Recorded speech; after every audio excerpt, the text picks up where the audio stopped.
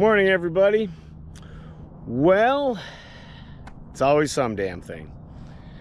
So instead of being on my way to Oshkosh this morning in the Queen Air, I'm about ready to climb into the 182. No, there's nothing wrong with the Queen Air. She's fine. It's the Caravan. Yesterday, while flying jumpers, we noticed a pretty significant oil leak on the nose strut, and that's a no-go item. That grounds the airplane, because if the strut collapses or gets too low, you run the risk of a prop strike, which is generally considered bad in the aviation community. So the Caravan's down, and that means I'm flying the 182 today. It's a busy day today. We had to cancel half the tandems. The 182 can't do nearly the amount of jumpers that the Caravan can do. So I guess I'm the guy today. I'm going to be flying all day. I'm hopefully going to be checking out our Caravan pilot in the 182 later today, so maybe he can take over for me on Sunday and Monday. If that's not the case, then I'm also the guy on Sunday and possibly on Monday, which would really be a drag because that's when I'm supposed to be in Oshkosh. You know, the problems in aviation never stop. But I get to fly the 182 today, which is fun in small doses. I love flying the Caravan. I'll fly that all day. That's just a great plane. It's just fast and efficient, and I like to go fast. The 182, on the other hand, is not fast. Instead of taking 12 minutes to 13,000 feet AGL, this thing takes probably 17 minutes to 10,000 feet. A little bit slower, and coming down is a lot slower. You can't do 6,000 feet a minute in this thing. If you get 2,000 feet a minute down, you're doing really good. Anyway, that's it. You know, it's a nicer plane. This has got the upgraded P-Punk engine in it, so it climbs pretty good. Takes off with a full load of jumpers and a decent amount of fuel, so not too bad. But I'm here at Menominee, just gassed up, gonna head over to the drop zone and start flying jumpers all day in the 182. Hey, but at least I'm building time. One of these days, I'll get a real job. Oh well, see you up there.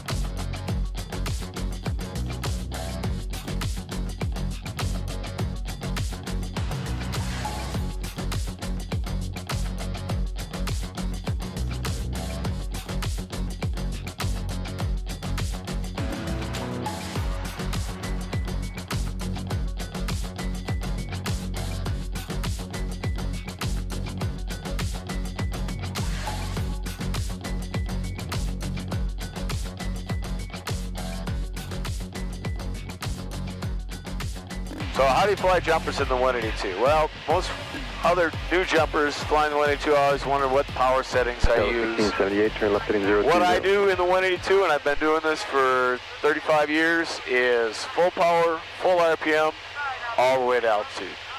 A lot of guys when they're flying 182s with jumpers, right after takeoff, they'll pull the manifold pressure back to the top of the green. Because there's a 5-minute limitation or something, they think, oh, it's hard on the engine. VFR traffic at 12 o'clock, well, 1 mile southwestbound, 2,700, indicated type unknown below the Bravo. They're actually wrong in doing that for a couple reasons. Number one, on the carbureted engines on the 182, there's an extra switch in the carburetor when the throttle's at full throttle. It actually enriches the mixture just a little bit, which gives you a little bit more power, but it also keeps the engine just a little bit cooler. You know, I want to be full rich on takeoff. We're at 1,100 feet AGL or MSL here, and heat is the enemy of the 182s when you're climbing to altitude. You want to keep the engine cool. You don't want to cook it.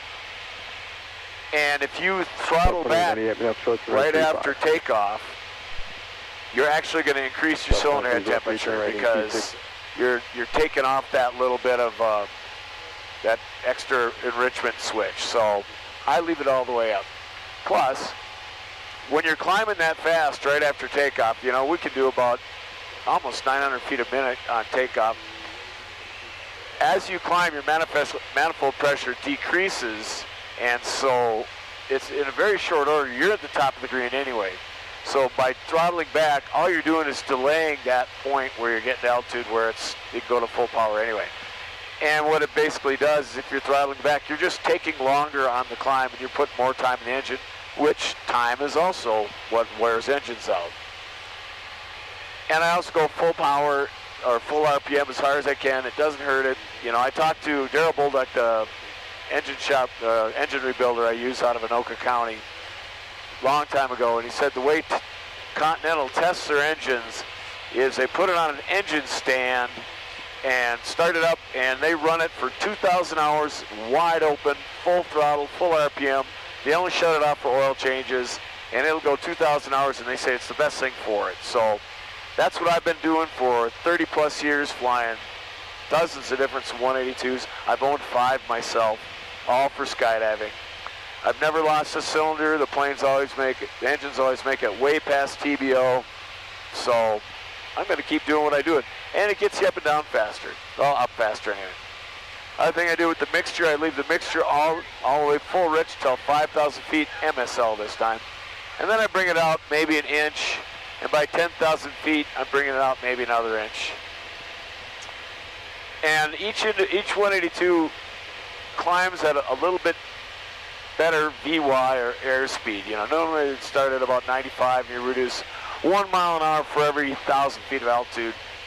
Well, my Piedmont 182 here with the Stoll kit and the big Horton wingtips seems to like to go 105 on takeoff, and then I got to bring it down to about 100 I'm coming through 9,000 feet here, and that seems to work pretty good.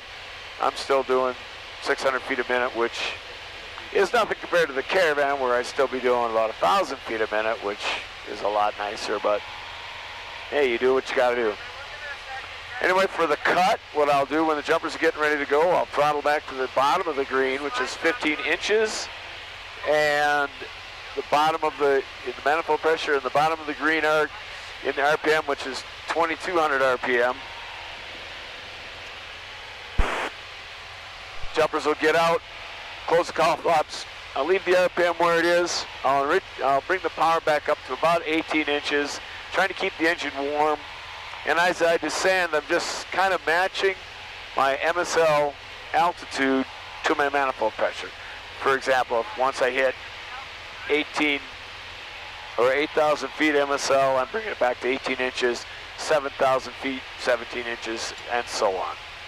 That usually cools the engine down nice and gently to avoid shock cooling, which is another whole subject. Some people think it's a myth. I'm kind of in that group, but either way, I kind of take it easy on the old girl. Anyway, let's get ready to wrap some jumpers. Approach, skydive 1 minute. Potential aircraft skydiving in progress, approximately 1 minute, 1,000 and below in the vicinity of the Baldwin, Wisconsin airport. Door and go. Door and go, baby. You ready? Now at this point, I'm watching for any parachutes that are sneaking out, going to snag my tail. They're supposed to go skydiving today, not me. Delta 2898, just going to maintain 8,000.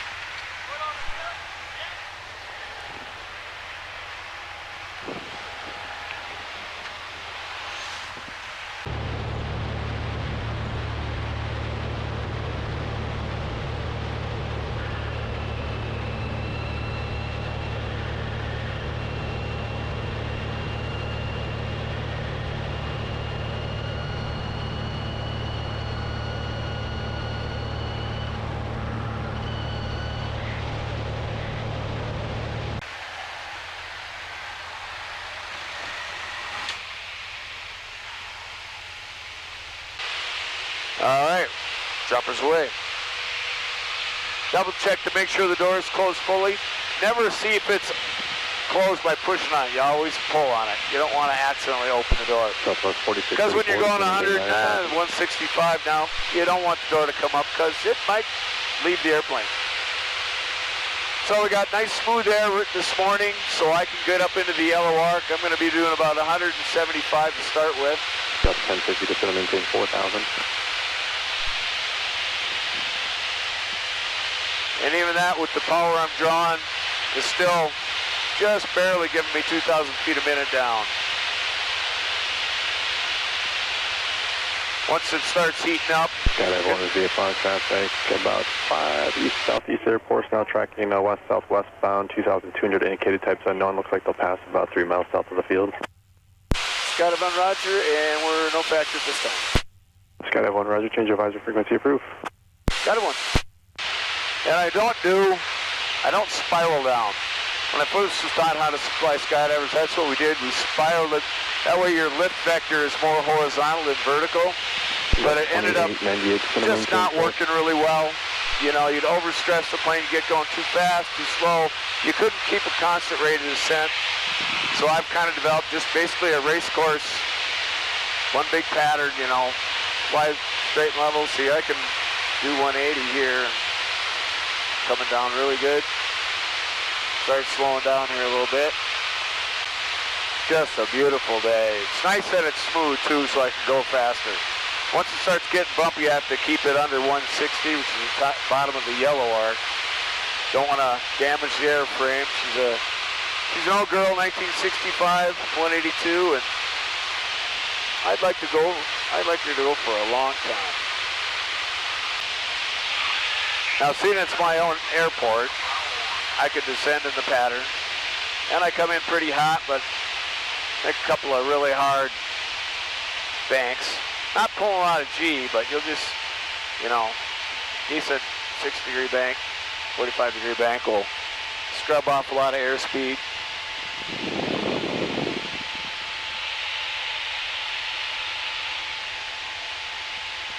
Got to get the flap speed, and it's actually harder to land the 182 at my short strip with obstacles than it is the Caravan because I don't have reverse. And that means I've got to be not too high, not too fast. I actually love it. It's very challenging. It's kind of like aircraft carrier landings. You got to be right on the ball.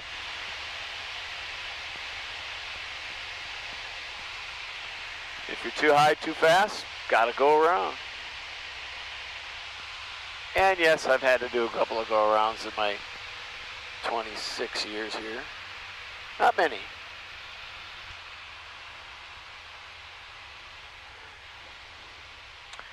Hey, get the props all the way in. Usually I want to be about 500 feet AGL coming over this road here. That's a half a mile from the end of the runway.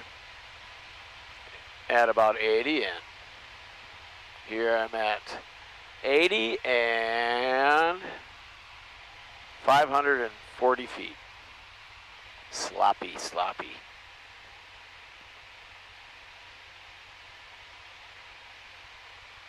Use full back trim when we landed the 182 with just me in front, because without any seats or anything, I'm at the forward edge of the CG, so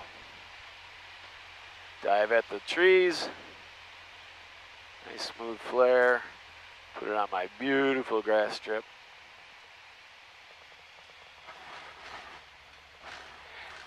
And then it's air brake time. Let's open the door, open the cowl flaps. I put both ailerons into the wind just to help me not have to use too much brakes. Leave the flaps full down. I don't know, I haven't decided if the aero braking of the full flaps is more beneficial or bringing them up, put more weight on it is better. I kind of experimented both ways, and it doesn't really seem to make a whole lot of difference. So usually I bring them up just so I'd get less bugs on them.